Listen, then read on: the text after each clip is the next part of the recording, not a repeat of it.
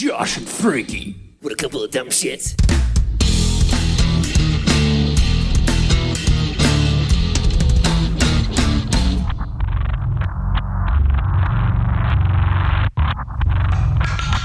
Hello, primates! You found Primus Tracks. Congratulations! Other than this podcast, there are many places to find us. At Primus Tracks on Instagram and Threads. There is a Facebook page called Primus Tracks, and primustrackspod@gmail.com is the email address. If for whatever reason you want to get into contact with myself, I am Josh, or that guy over there who lives in the 39th floor of Primus Tracks Towers. His name is Frankie. Hey, Josh. Welcome, Frankie. We are entering a new era. We're going to peel back the layers of the 2002 Les Claypool Frog Brigade record, Purple Onion. It is time. We're going to give this one the track-by-track treatment, Frankie. The layer-by-layer treatment, I suppose. Gotta ask. Purple Onion. I gotta ask, buddy. When you chop onions, do your eyes water? I never chop onions. Is this an avoidance technique so that you do not cry? But I never add onion to any of my dishes. Oh, interesting. Okay. Well, I'm a big fan of the old cebolla, so I put a lot of onions in everything, and they get me every time. Even when I try the trick of not taking the little root ball off at the bottom, supposedly it doesn't release whatever it is into the air that gets into your eyeballs and makes you cry. I weep like a baby. I tear up, but I sure love some onions. Before we start peeling back those layers, Frankie, and you get to witness me cry again, there's some miscellaneous debris afoot. Yes, I got two pieces of debris. The first one is concerning the Sick New World Las Vegas Festival Grounds concert, which Primus performed last night, April 27th, 2024. In an unexpected turn of events, their gear got stuck on the way from Colorado. So, just living up to their legendary status and demonstrating how professional they are, they performed the concert as scheduled with freshly purchased instruments, which they didn't even remove the tags from. That's right. There's great Instagram video from the Sick New World account of Les playing John the Fisherman on a Fender P-Bass, I believe. No tremolo, which is, of course, strange, but it's cherry. The stickers are on it, the tags hanging from one of the tuning pegs. And they all had matching outfits as well. Didn't you love those shirts? I love those shirts. Great Absolutely outfits fabulous. by the men of Primus for their short set there at Sick New World. And good on them for going through with it. They were missing all their equipment, of course, as it was caught in a snowstorm. So they went out and bought those instruments. I don't know if Tim went out and bought that drum kit or did he borrow that from somebody else, because it looked like there were some specialty pieces on it. I may have missed if you mentioned it, but I believe the idea is that the guitar and the bass guitar that Larry and Les played, respectively, will eventually go up for auction, and the proceeds will be donated to charity. Judging by the donation that Les made in the Jason Momoa episode, where he featured, he said that the proceeds would go to the hospital where baby Matthew was cared for. Okay, that would have been my guess. St. Jude's. It would make sense if they donate to the same hospital again. No, I mean, that's the most logical thing for me. Absolutely. Help the kids. St. Jude's Research Hospital. And so be on the lookout for that, primates. There's going to be a pretty sweet auction coming up that I won't be able to win, but it'll be fun to watch it as it accelerates and just takes off into the stratosphere as far as what somebody's willing to pay for a guitar and or a bass stage played by our pals Lur and Les. But once again, good on them for putting those up for auction here in the near future and sending the proceeds to the kids at St. Jude's. Good dudes. And I believe there's a nice little tax break that goes with that, Frankie. You can never underestimate the tax credits for that sort of thing. Of course, my hope, Frankie, is they've already dug out and the equipment is on its way to the next destination as Sasanta very soon will wrap up here and Primus will do some evening with dates and headlining dates before they take a break to go into the summer tour. Correct. Good stuff there. Did you have another piece of debris? Yes, as you're aware, Josh, each stop of the Sasanta tour has featured a unique or sometimes multiple variants per night of the EPPP. Yes, EPPP. As if that weren't stressful enough and anxiety-inducing enough for any collector, I just discovered that they're also selling at some particular stops of the tour an additional variant of the EPPP, which comes in a plastic resealable bag featuring the Soltron etching on one side and the 3 tracks on the other side. Now, what is special about these ones is that, of course, they are show exclusive. As I mentioned, there's no artwork featured anywhere. The record is completely visible inside of a plastic sleeve. Ooh. And so far, there have been 2 variants. At Red Rocks, they offered a Red Rocks Marvel version. And on the other night, they offered a Yellow Party Swirl version. And I've discovered that there was also a Blue Party Swirl version for Phoenix and San Diego. So there's no light at the end of the tunnel. So for those that were aiming to collect all 21 special EPPP copies, now there are even more than 21, thus making this pursuit probably futile. Absolutely. Wow. And I will say, when you said Yellow Party Swirl, my brain heard Yellow Potty Swirl, which makes perfect sense given the nature of the EPPP and the bedpans and all that stuff that Maynard was doing in the videos. Now, what I did see, though, is it those show editions with the Zoltron etching on the B-side where whoever produced the record slapped the label on, thus obscuring part of the etching? Yeah, the label is also different to the show variants. This one is like the online order EPPP. Okay. And unfortunately, part of the etching then is obscured or covered by a label that should not be there. Unfortunately. Oops. Somebody didn't follow directions, Frankie. Somebody needs to read the checklist manifesto. Purple Onion, Frankie. Purple Onion. We're going back to 2002. I shouldn't say we're going back. We continue our album chronology outside of Primus, and we're up to the year 2002. I remember, Frankie, I was there in the fall of 2002 when this album was released. I don't recall buying the CD. In fact, those of you watching on video over at patreon.com/Primus Tracks can see a CD copy of Purple Onion sitting in front of me. My copy, vinyl copy from Adverse Yaws in the other room, and I was too lazy to get it. It will be here next week, Frankie, no worries. But this CD copy I picked up a number of years ago at, I want to say, Everyday Music in Seattle, as I perused their many, many bins of CDs. I believe at the time in 2002, I was still in college, and I'm not sure why I didn't run on down to one of the many record stores in my town. I do believe I downloaded the media files that were made available for purchase. Didn't get my first copy of Purple Onion, physical copy that is, until just a few years ago. But I do remember really enjoying the record on first listen, thinking that it was natural in the sense that this sounds like Les Claypool. And I was really happy about it, Frankie.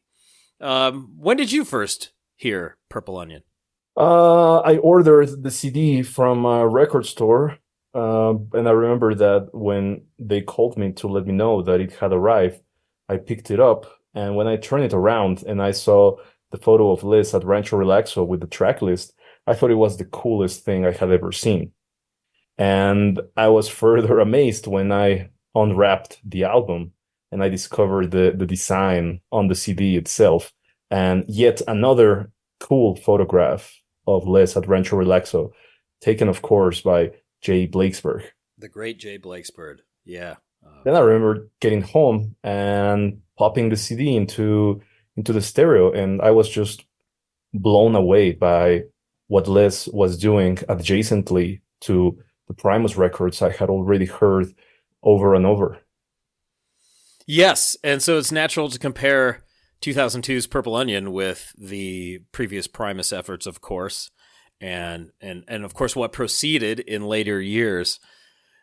Just in general terms, I'll say, Frankie, this one really holds up for me, this record, on the whole. Now, the last record we talked about track by track, Oysterhead, didn't hold up as well for me over the years, although I think I found more nuggets of appreciation after our examination of it. But going into this record, which I haven't listened to on the whole in some time, I'm excited for it because this one, going down the track list, there are a lot of tunes that I very much enjoy. And as the kids say, there are some bangers on here.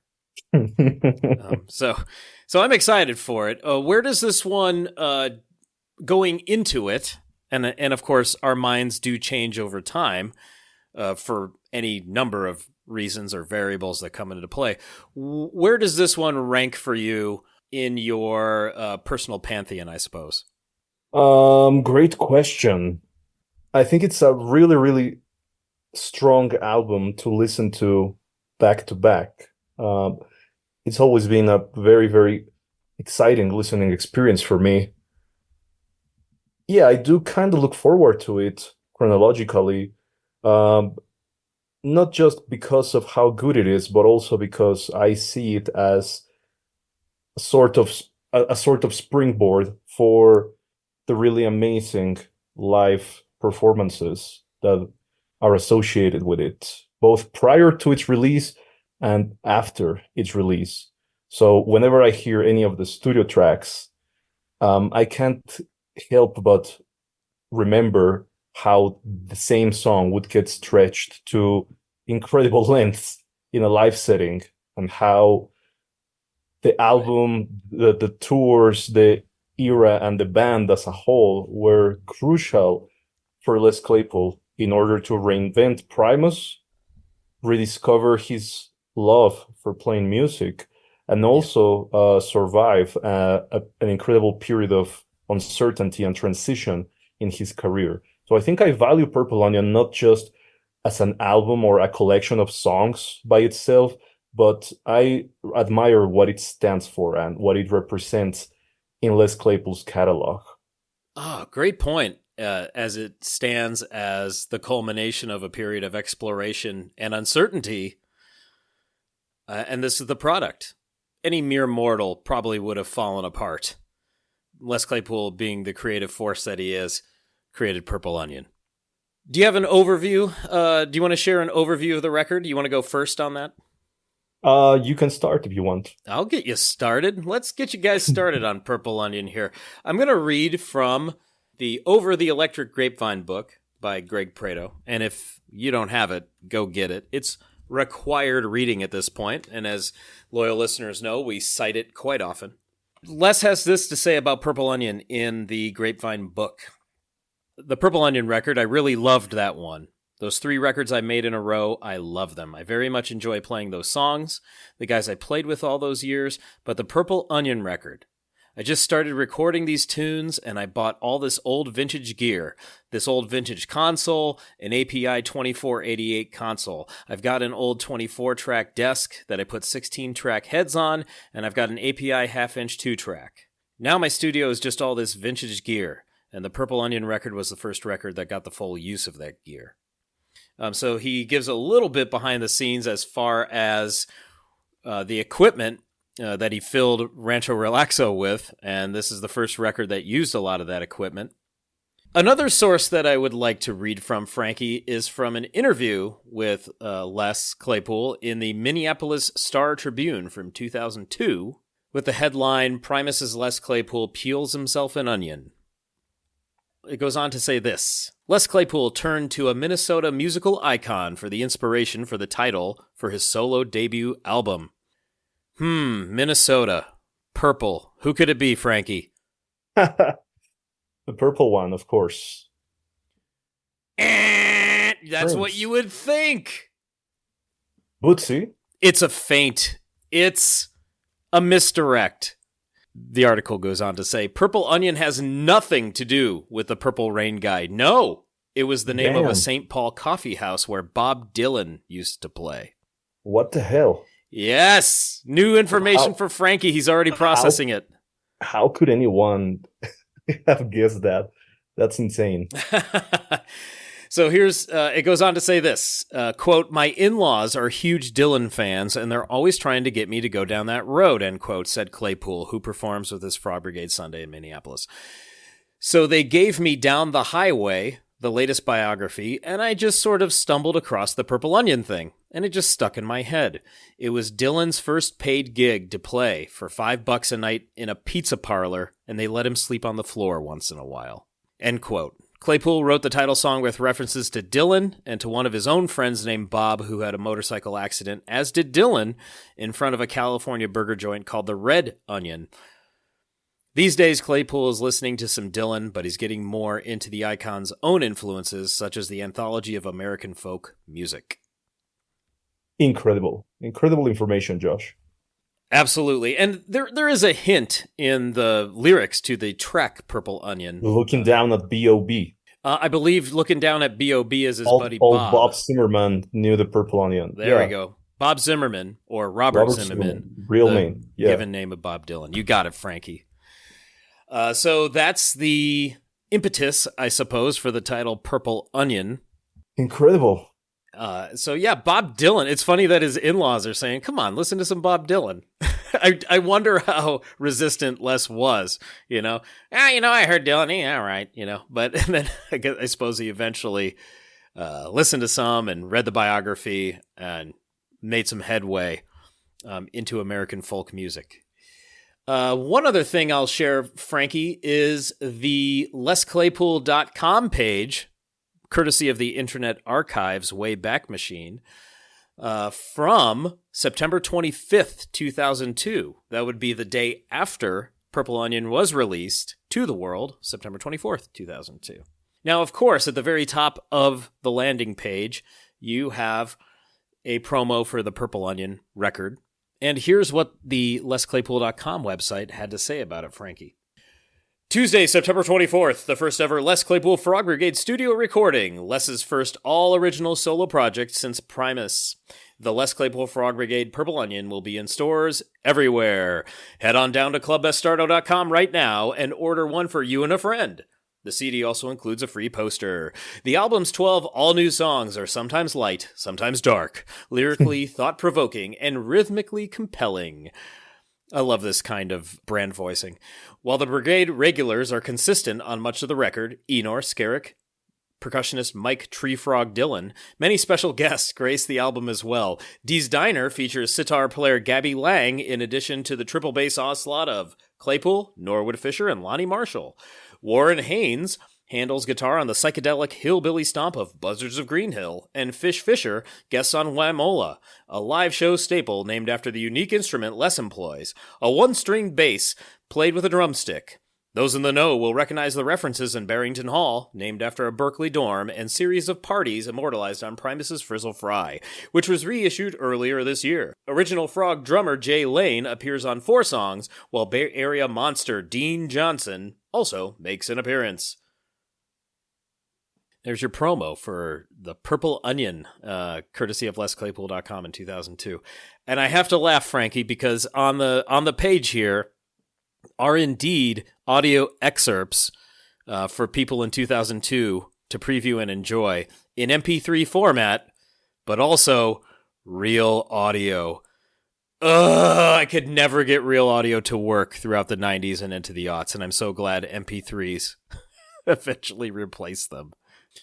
Couple other things on here, Frankie. Couple other nuggets, I should say, that I had forgotten about from this page in 2002.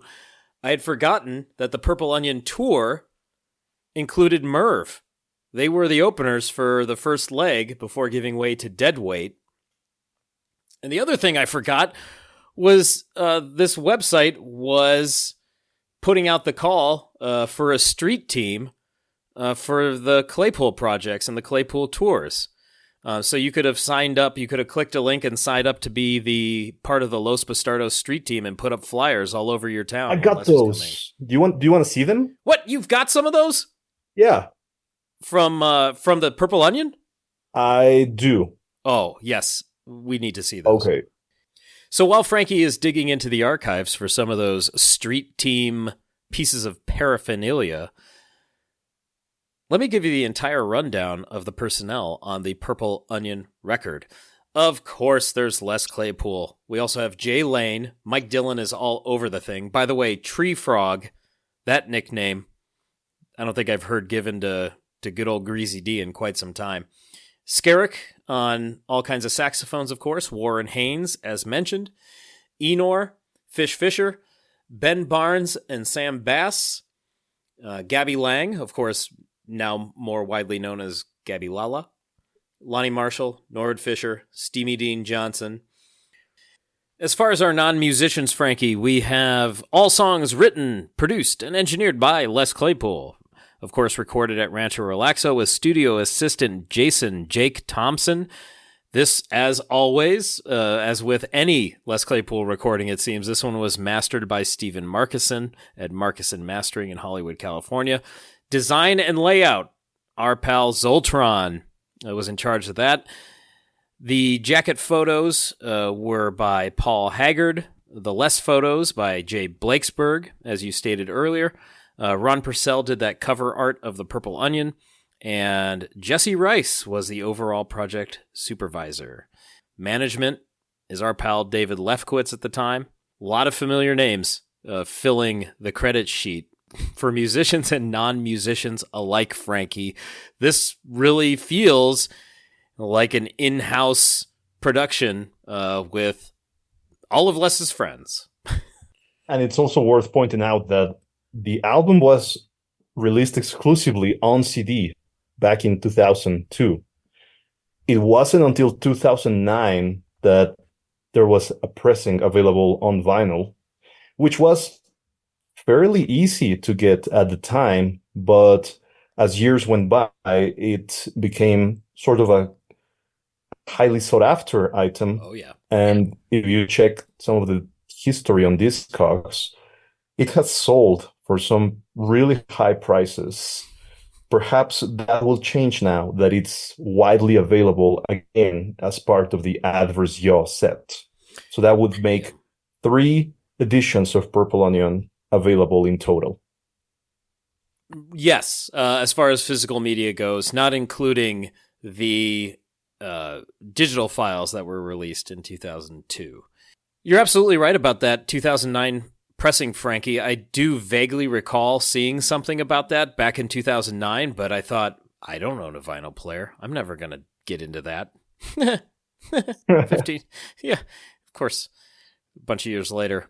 That changed. However, that edition itself was extremely hard to find of late before the Adverse Yaw dropped, and pretty much put these first editions of, say, Purple Onion or of Whales and Woe on vinyl kind of out of commission, in the sense that now the market is flooded with resellers, taking apart their Adverse Yaw sets to resell these individual records.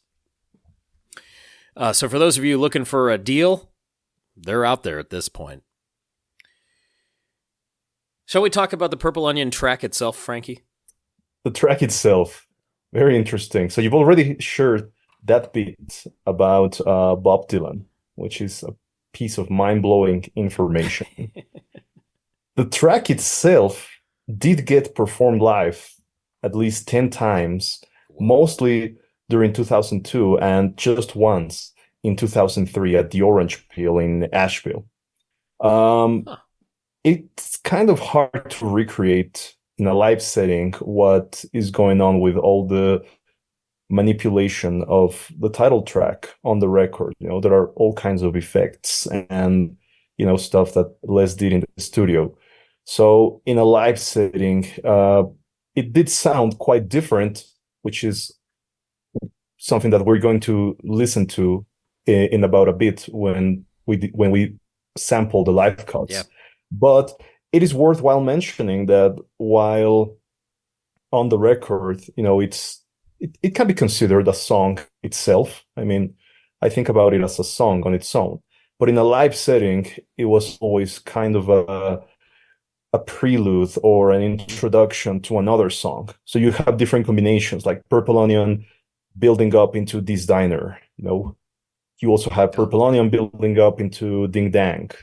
You got Purple Onion building up, into whatever track Les wanted to play at the time. So in a live setting, it did serve more as a kind of prelude than a unique song on its own. Mm-hmm. Because as you're going to hear by yourself in a few minutes, what they were doing live is not a direct translation of what the song is like on the album. So why don't we actually listen to the album version just to sample what it sounds like?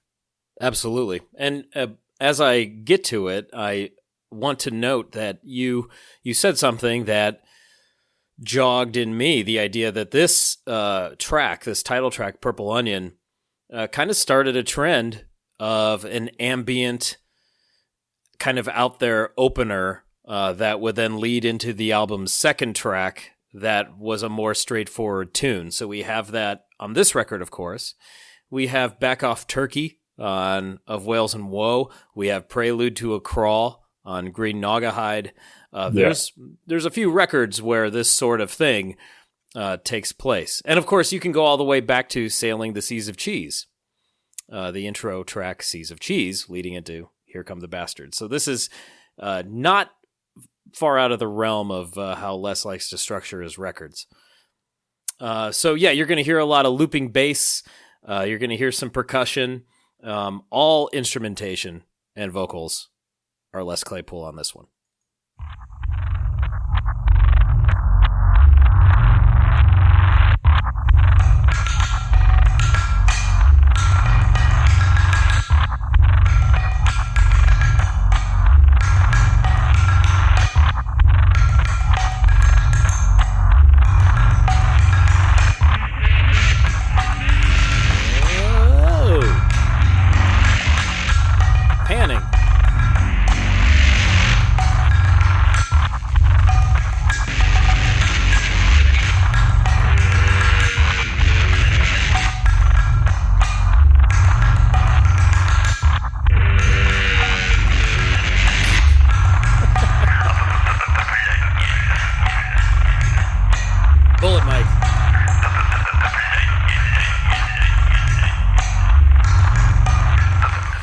Pretty indicative of the track itself, as we're more than halfway through it. Yeah, not much to say about the lyrics, Frankie, other than there are a couple of references to some bobs here, and that newspaper article helped solve that mystery for those of us who weren't familiar. But the idea that Purple Onion looking down at B.O.B., where he crashed when he crashed his motorcycle and he died. We don't know the name of Les's friend who laid down his motorcycle and perished. But we do know old Bob Zimmerman knew the Purple Onion, which was, of course, where Bob Dylan played some gigs as a youngster for $5 a pop. And great story. The last couplet is probably the most concerning to me, Frankie.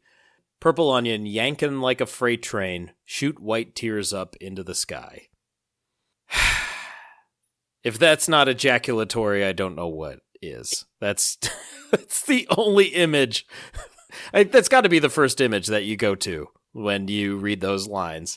Maybe there's something else to it, but I can only go to an ejaculation. Yeesh. Anyhow, fun little ambient track and leads into David McAllister. Oh, let's hear some of those live ones, Frankie, because I was surprised to hear that it had been performed or otherwise referenced live 10 times in 2002, even into 2003. Oh, by the way, I had a tab open with the set list Bob Dylan played on June 1st, 1960 at the Purple Onion in St. Paul. He played House of the Rising Sun, for one. It's a song a lot of people know. He played Blackjack Blues, which is a tune I think I remember. And the only other song title I recognized was Man of Constant Sorrow. We're back to live cuts, Frankie. Okay, we have first a Purple Onion bonus track. Is this one of your live compilations, correct? Yes, where there might be a unique song or two which I want to have on my audio library, but not the full show per se. So I'll just take those bits and pieces and then just make a bonus track playlist. Well, here's a bit and a piece of Purple Onion live. Do you know what date this is from? No, not familiar with this one. Mystery Onion. Let's go. Mystery Onion.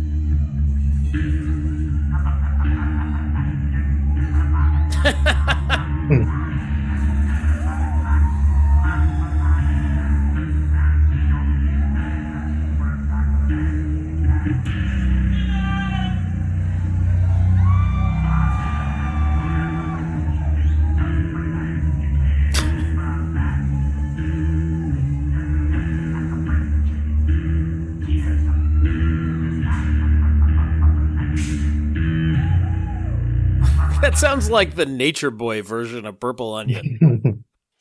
I like his vocal delivery, though. Purple Onion up there.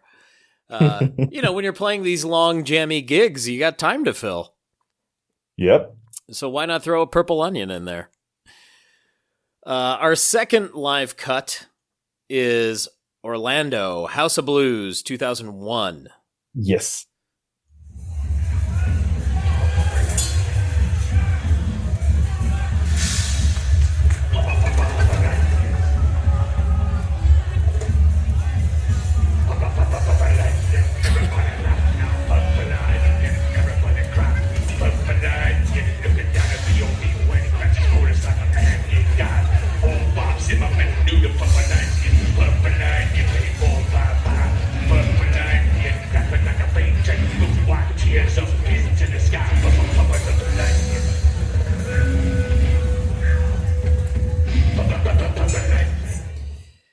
That vocal delivery, Frankie, reminds me that we forgot to mention that Tom Waits has Purple Onion as one of his 20 greatest all-time albums for him personally. That's fantastic. Our final live track is from the Frog Brigade live selections. And I know, because of the parenthetical live selections, that this is the fantasy box set that Frankie has put together for a Frog Brigade release that may happen in 25 years. Okay. Wow, this track is 15 minutes long. Are we hearing the whole thing today?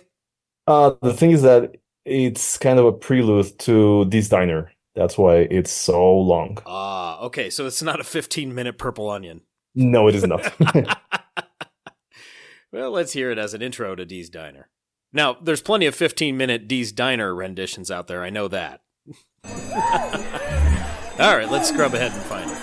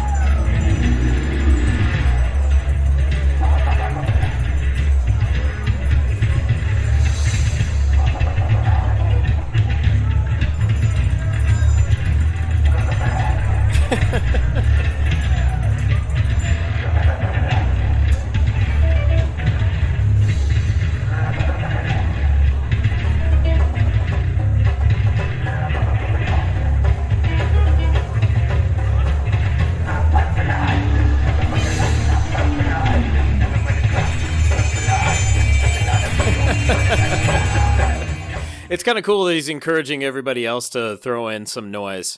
Yeah. On that one. I don't think I had heard any of these live renditions of Purple Onion. I don't think I even knew that it had ever been performed live, Frankie. So they're quite interesting, aren't they? It's ambient, and it does serve as that buffer between tunes, but the band's still doing something, as opposed to standing around, looking back at you while you look at them. So it's kind of nice to have that music happening. And those astute listeners to the Les Claypool record knows what's going on when he does that Purple Onion thing. It's not just some kind of improvisation. They know what he's doing. And I do appreciate when he drops those little hints. So I suppose I can say this, Frankie. Purple Onion, well, we're all in tears now because you've been tracked. Next time, wouldn't it be nice to live in a world where all you have to do is sit around and dream? About things that make you happy. Things that make you smile. Lay back. Spread your mind. Nope, I got it wrong. Dang it. I'll get it next time, Frankie. It fits, anyway. I'll take it. Primates, thank you so much for listening. Thank you for joining us for Purple Onion. The next 12 weeks are going to be fantastic. A lot of great guests to come on to talk about these tunes. And I'm really excited to tackle this album again for the first time in quite a while. Hope you are too, Frankie. Absolutely. I adore this record. Later days. Willie Mays.